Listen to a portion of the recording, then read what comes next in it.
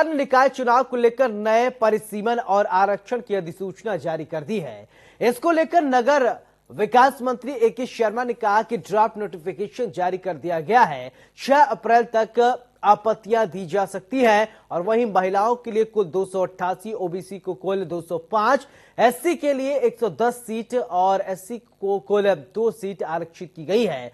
बता दें कि यूपी में 760 निकायों के लिए चुनाव होने हैं और इसमें नगर निगम की 17, नगर पालिका परिषद की 199 और 544 नगर पंचायत की सीट है। नगर निकाय चुनाव को लेकर 6 सीटों में परिवर्तन हुए हैं। इसके साथ ही ओबीसी के लिए 205 सीटें पहले से थी और अभी भी वही हैं। वहीं निकाय चुनाव का बिगुल बजने के बाद सियासी गलियारों में हलचल तेज हो गई है। बीजेपी, समाजवादी पार्टी, बीएसपी समेत सभी पार्टियों ने अपने कमर कस ली है और आज इसी खास मुद्दे पर चर्चा करेंगे कि एक खास पैनल भी हमारे साथ होगा।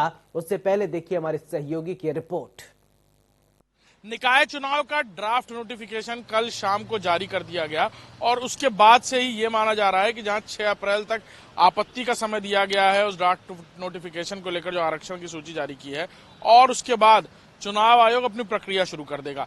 इसी के साथ राजनीतिक दलों ने भी एक के बाद एक जो अपनी तैयारी थी लगभग पूरी कर ली थी दिसंबर में ही, लेकिन अब लगभग टिकट फाइनल की प्रक्रिया शुरू कर देंगे वो। हम भारतीय जनता पार्टी कार्यालय के ठीक बाहर, भारतीय जनता पार्टी प्रदेश कार्यालय के ठीक बाहर मौजूद हैं, जहां पे आप देख सकते हैं कि यहां पर पहले दिनों के मुकाबले आज ज्यादा जो बाहर से लोग हैं या कहा जाए दूसरे जिलों से जो लोग हैं वो पहुंच रहे हैं। वजह बिल्कुल साफ है कि मेयर के चुनाव को लेकर यहां पर क्या लिस्ट बनाई जाएगी, क्योंकि प्रदेश कार्यालय ही लिस्ट जारी करेगा, लिहाजा उसको लेकर जो टिकटार्थी हैं उन्होंने आना शुरू कर दिया है।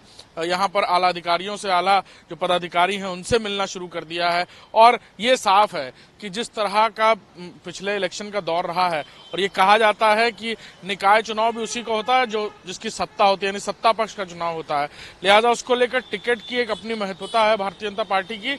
और यही वजह है कि आप देख सकते हैं कि जो लोग हैं वो एक के बाद एक, देखिए सदस्य विधान परिषद एमएलसी पहुंचे हैं, वहां वो सामने विधायक जा रहे हैं महेंद्र यादव, उनसे बात करने की कोशिश करेंगे लेकिन वो आगे निकल रहे हैं। ड्राफ्ट नोटिफिकेशन जारी हुआ ना इसके लिए चुनाव का आरक्षण, हाँ, तो अब लोग लगातार पहुंच रहे हैं भारतीय जनता पार्टी के कार्यालय पे मेयर के टिकट के लिए या बाकी चीजों के लिए। जी क्या कहेंगे? नहीं तो जो कार्यकर्ता दावेदार हैं पार्टी में वो बातचीत करने आएंगे, ये तो स्वाभाविक प्रक्रिया है।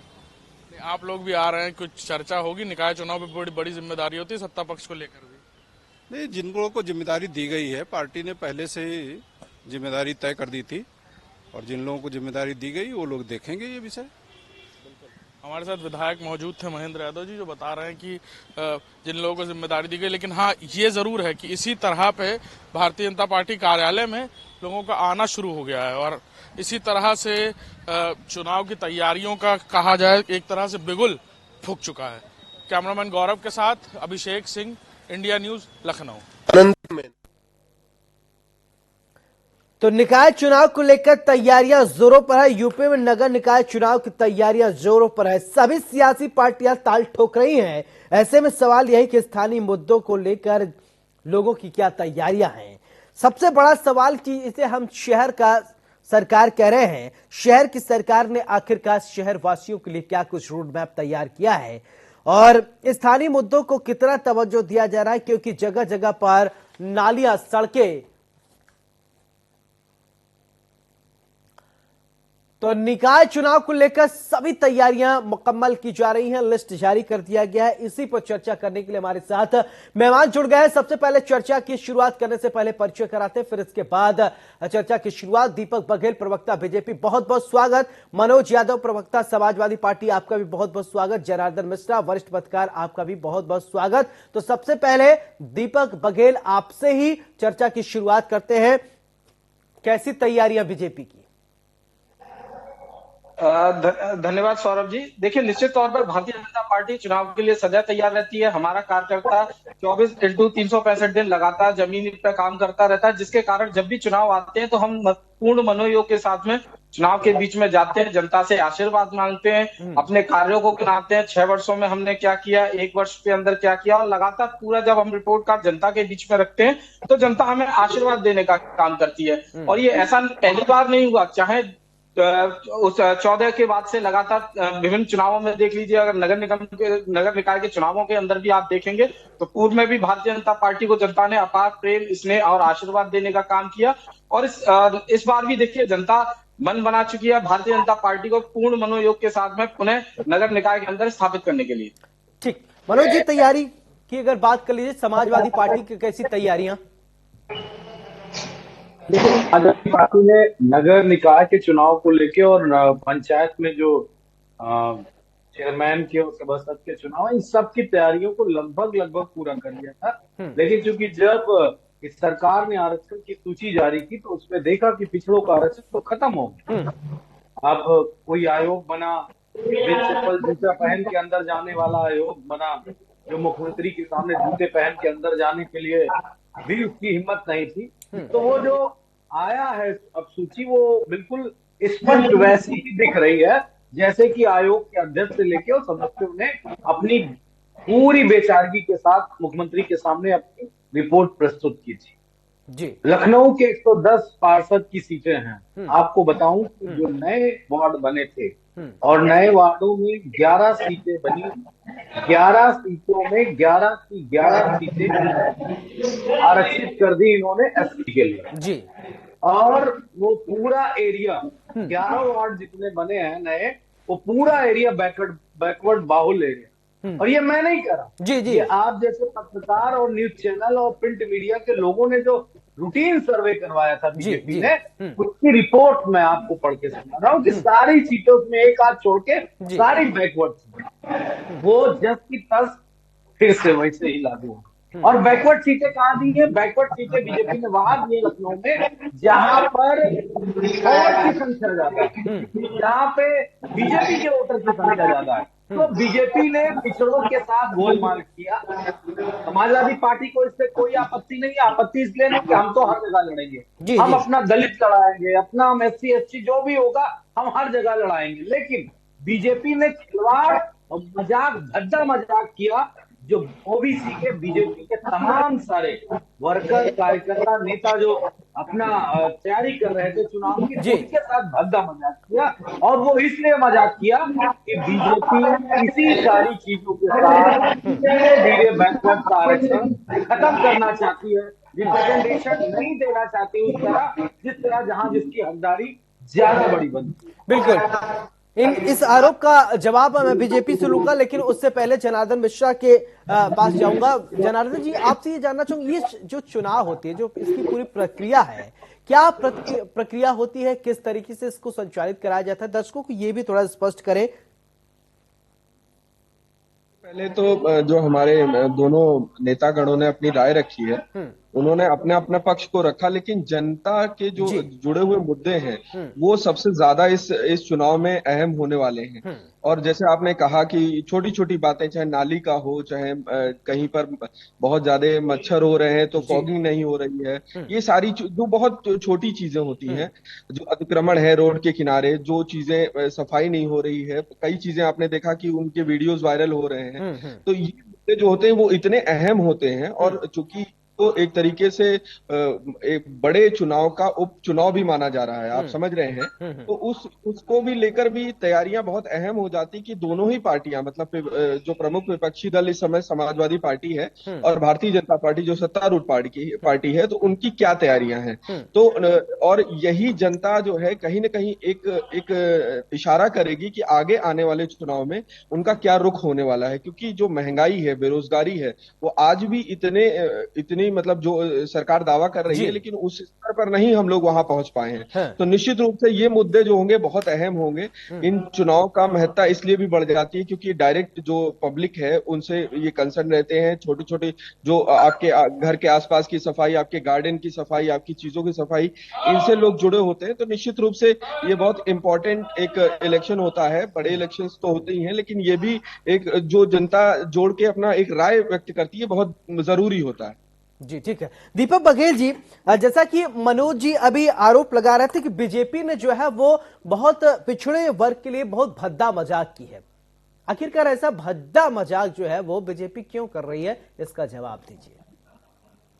देखिए सौरभ जी, मनोज जी तो अनर्गल प्रलाप कर रहे हैं पिछड़े आरक्षण के लिए। देखिए, जब सुप्रीम कोर्ट ने चुनाव कराने के लिए कहा, तब भी भारतीय जनता पार्टी ने तो स्पष्ट तौर पर कहा था कि हम बिना पिछड़ों के हम चुनाव के बीच में नहीं जाएंगे। हमने आयोग का गठन किया, लगातार आयोग की रिपोर्ट आई और उसके अनुसार हमने दोबारा से आरक्षण को लागू किया। और लागू करने के बाद देखिए, अगर मनोज जी को किसी प्रकार की कोई आपत्ति है तो ये 6 अप्रैल तक जा सकते हैं और उसके बाद उसमें कोई परिवर्तन करा सकते हैं। परंतु देखिए, भारतीय जनता पार्टी निश्चित तौर पर पूर्व में भी तैयार थी। अटकाना भटकाना लटकाना ये सारे काम समाजवादी पार्टी के। मनोज जी मैं आपके पास आऊंगा, सुनिए इनको जी। आपको अटकाने और भटकाने और लटकाने का प्रयास किया, परंतु देखिए आज देखिए हम सब चुनाव में जा रहे हैं, जनता के मुद्दों के बीच में जा रहे हैं। चाहे एनक्रोचमेंट की बात हो, अवैध पार्किंगों की बात हो, देखिए चाहे ग्रामीण क्षेत्र में हो, शहरी क्षेत्र में हो, हमने दीपक जी जगह जगह पर गड्ढे हैं, आप लोगों ने कहा एक नारा था गड्ढा मुक्त सड़क, कोई ध्यान नहीं देता है। जगह जगह नालियां एकदम ब्लॉकेज है, सीवरेज की स्थिति बहुत ज्यादा खराब है, शायद कोई ध्यान नहीं देता। मच्छरों का स्थिति जो है बहुत ज्यादा है, मलेरिया डेंगू भी पनपने लगे हैं, एंसेफ्लाइटिस भी सुन रहे हैं कि एक पैर पसार रहा है। इसके अलावा अगर बात किया जाए तो कोरोना भी पैर पसार रहा है। साफ सफाई पे ध्यान कम दिया जा रहा है क्या, क्योंकि लोग देखिए मैं वही बात बता देखिए देखिए क्या कहते हैं सौरभ जी, मैं वही बात बताना चाह रहा हूँ। जिस प्रकार से पूर्वांचल के अंदर जापानी बुखार की जो समस्या थी, देखिए उस पर किस प्रकार से प्रभावी रूप से कार्रवाई हुई है। आज वो उन्मूलन की स्थिति में पहुंच चुका है। जहां असमय काल के गाल में छोटे बच्चे पहुंच जाते थे, उस पर प्रभावी रूप से कार्रवाई हुई। देखिए निकाय चुनाव पहले हो जाते ना तो शायद जो है लोग अपनी जिम्मेदारियां निभाना शुरू कर देते। मनोज जी आप कुछ कहना चाह रहे थे। देखिए मुद्दों की बात की जितेंद्र जी ने, बिल्कुल सही बात है। मैंने पहले सेगमेंट में अपनी बात नहीं रखी, आरक्षण पे बात की। मुद्दे विपक्ष के पास बहुत हैं। मैं सबसे पहला मुद्दा जनता के बीच में लेके समाजवादी पार्टी ये जाएगी कि डबल इंजन की, ट्रिपल इंजन की, जिला पंचायत में भी इनका पूरा वर्चस्व है, विधायकों में भी, एमएलसी में भी, सांसदों में भी और राज्यसभा में। सारे सेगमेंट पे बीजेपी उत्तर प्रदेश में नंबर 1 पे है और हावी है। क्या 17 जो नगर निगम है, इसमें से कोई एक नगर निगम देश के उच्चतम सबसे बेहतर नगर निगमों की श्रेणी में आ पाया क्या? बिल्कुल 6 वर्ष का समय बीत गया। तो ये हम जनता के बीच में हर जगह इस बात को रखेंगे। चंडीगढ़ का स्थान है, मध्य प्रदेश में बीजेपी की सरकार है, इंदौर का स्थान है, नंबर 1 स्थान है। तो इस तरीके से क्या किया है, दिल्ली में जनता ने इनको सबक सिखा दिया। ये इनका अहंकार बोल रहा है कि अरे हम तो जीतते हैं, हम ही जीतेंगे और कौन जीत पाएगा। जो ये अहंकार है, इस अहंकार को जनता ने दिल्ली के एमसीडी के चुनाव में तोड़ा था और उत्तर प्रदेश के भी नगर निगम के नगर पालिका जी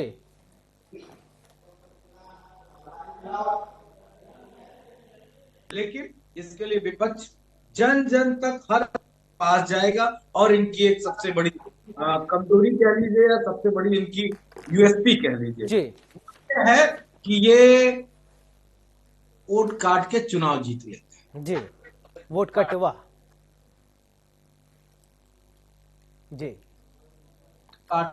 जी उस प्रवृत्ति को नहीं पनपने देंगे, क्योंकि पिछली बार 17 के चुनाव में भी बीजेपी ने इसी तरह वोटों को काट के इधर उधर करके ठीक है मनोज जी आपकी बात आ गई, ठीक है ठीक।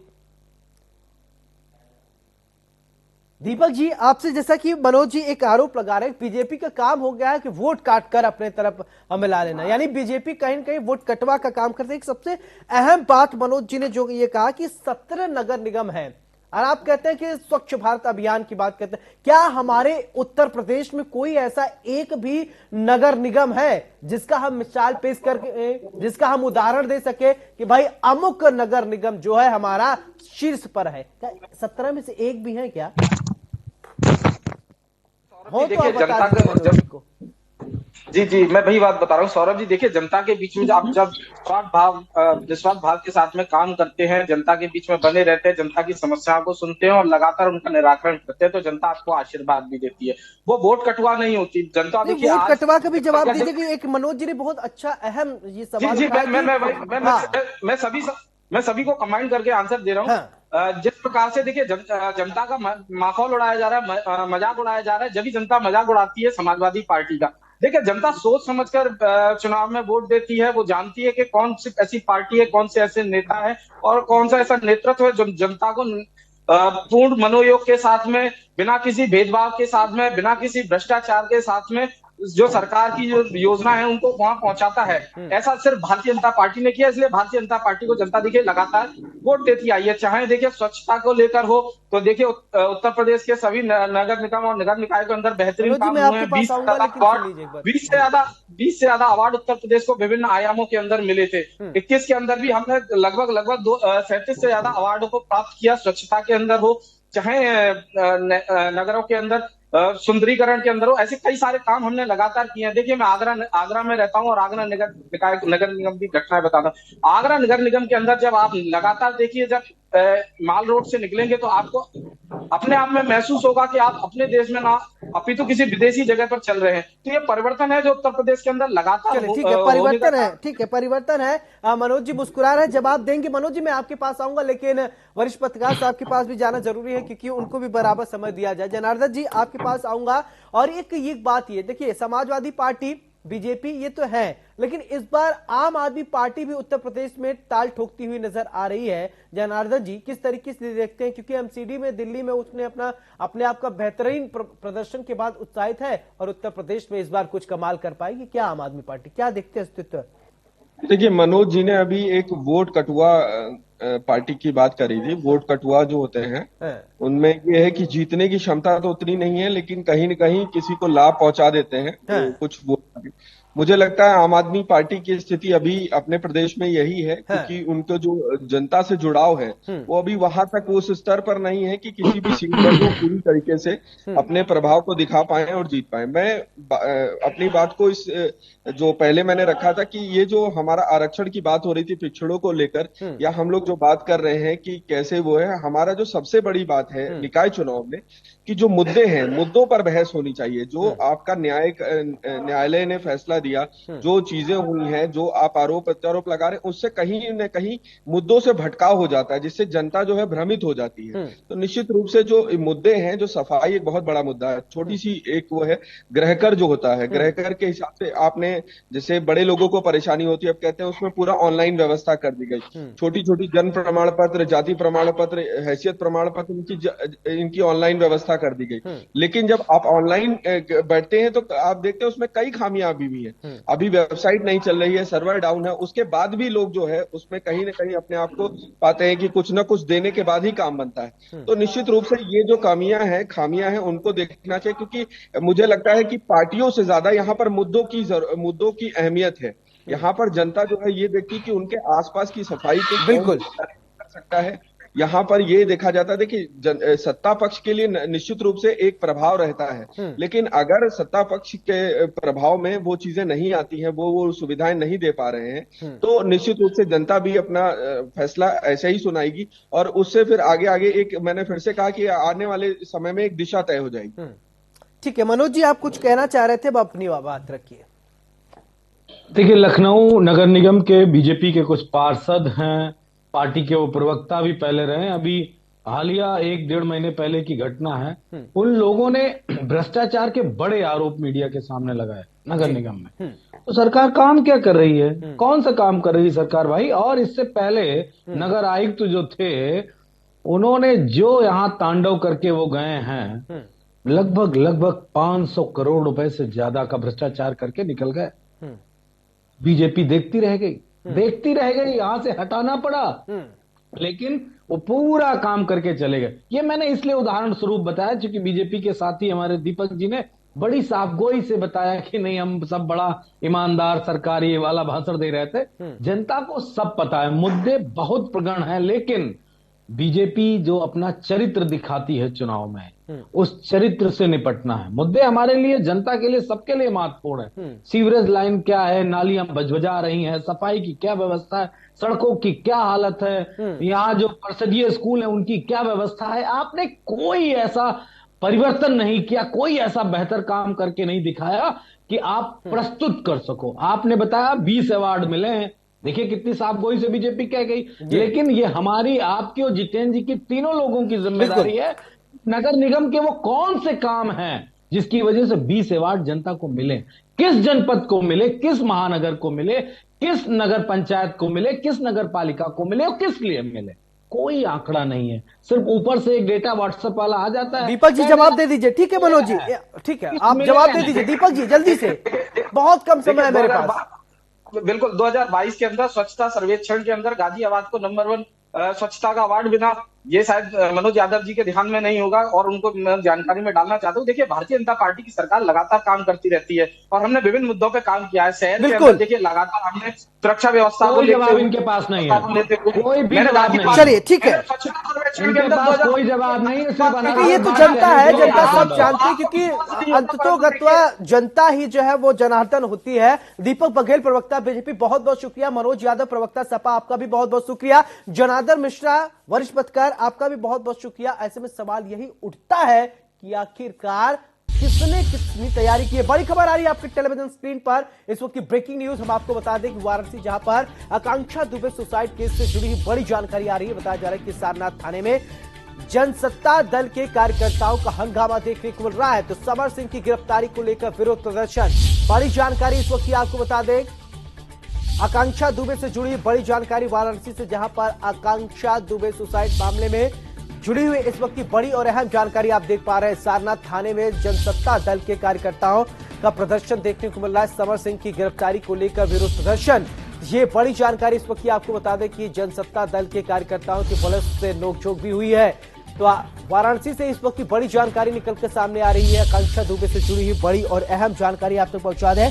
बताया जा रहा है कि वाराणसी से खबर, जहां पर आकांक्षा दुबे सुसाइड केस से जुड़ी हुई इस वक्त की बड़ी और अहम जानकारी आपके टेलीविजन स्क्रीन पर हम आप तक पहुंचा रहे हैं। बताया जा रहा है कि पुलिस और समर्थकों के बीच में नोकझोंक भी देखने को मिले। समर सिंह की गिरफ्तारी को लेकर विरोध प्रदर्शन देखने को मिलता है और इसके अलावा जनसत्ता दल के कार्यकर्ताओं के पुलिस से नोकझोंक। इसी खबर पर ज्यादा जानकारी के साथ मेरे सहयोगी आकाश यादव वाराणसी से जुड़ रहे हैं सीधे। आकाश, कहा जा रहा है कि आकांक्षा दुबे मामले में नोकझोंक हुई है समर सिंह के समर्थकों को, जब इसके बाद पुलिस के बीच में क्या कुछ अपडेट आपके पास?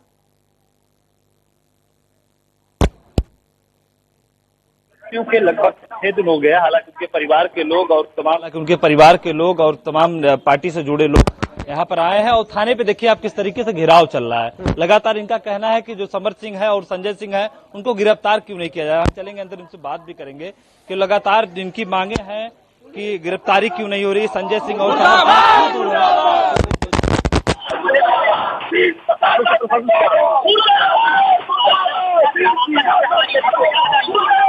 अभी कोई बात नहीं हो पाई है। प्रशासन कोई जवाब नहीं दे रहे हैं।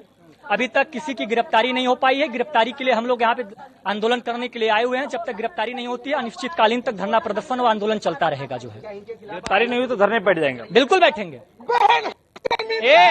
अनिश्चितकालीन तक धरना प्रदर्शन होगा। जो है शासन प्रशासन घुटने टेकने के लिए मजबूर हो जाएगी। अभी तक सबसे बड़ा सवाल है कि दोषियों की गिरफ्तारी क्यों नहीं हो पाई है। दोषियों की गिरफ्तारी अभी तक पीड़ित परिवार को कोई भी ना तो पीएम। बिल्कुल, लगातार लोगों का विरोध प्रदर्शन देखने को मिल रहा है। आकाश, आप बनाए रहिए नजर, आपसे आगे भी अपडेट लेंगे इस पूरे मामले को लेकर। फिलहाल इस बुलेटिन में मेरे साथ इतना ही। नमस्कार।